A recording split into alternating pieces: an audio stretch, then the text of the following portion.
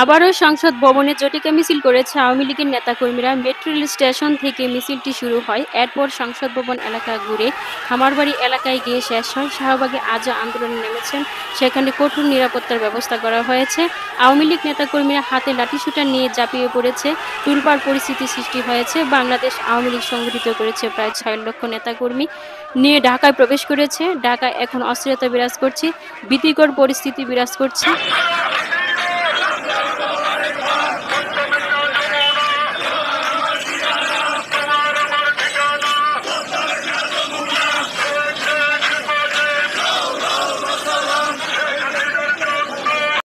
দেশ জুড়ে চলছে নারকীয় হত্যাকাণ্ড, কখনো মব, কখনো অরাজকতা, লাশ নিয়েও চলছে বিশৃঙ্খলা। ক্ষমতা হারানোর 1 বছর পর আওয়ামী লীগ ঢাকাকে টার্গেট করেছে। ঢাকা দখল, তাদের 6 লাখ কর্মী যদি আসে না, পারবে না, এই সরকার পারবে না। তারা শাহবাগ দখল করে নেবে এবং যে বাংলাদেশে যে বিমানবন্দর রয়েছে, এই যে শাহজালাল বিমানবন্দর রয়েছে, প্রধান ঢাকা যে প্রধান বিমানবন্দর রয়েছে, তো তারা সেটাও দখলে নেবে। তবে কি এবার বাংলাদেশের ক্ষমতা মোহাম্মদ ইউনূসের হাত থেকে সেনাপ্রধান ওয়াকারুজ্জামানের হাতে চলে যেতে বসেছে? তবে কি গৃহযুদ্ধের দিকে এগিয়ে যাচ্ছে বাংলাদেশ? শেখ হাসিনা এমন একটা রাজনীতিবিদ এবং তার মাইন্ড সেট আপ এবং তার মেজাজ। আমি বলতে চাই, আওয়ামী লীগ হচ্ছে বাংলাদেশের সব থেকে পুরাতন গণতান্ত্রিক এবং সব থেকে বড় দল।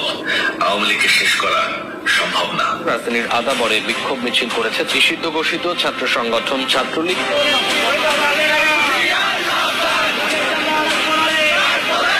দলের হাইকমান্ডের নির্দেশের পর ঢাকা দখলে নেওয়ার চেষ্টা করেছে আওয়ামী লীগ। দেশের চলমান পরিস্থিতিতে চিত্রনায়ক রিয়াজ ও চলচ্চিত্র অভিনেতা অভিনেত্রী সহ দেশের এই বিরাজমান পরিস্থিতিতে প্রতিবাদ জানিয়েছে অন্তর্বর্তী সরকারের বিরুদ্ধে।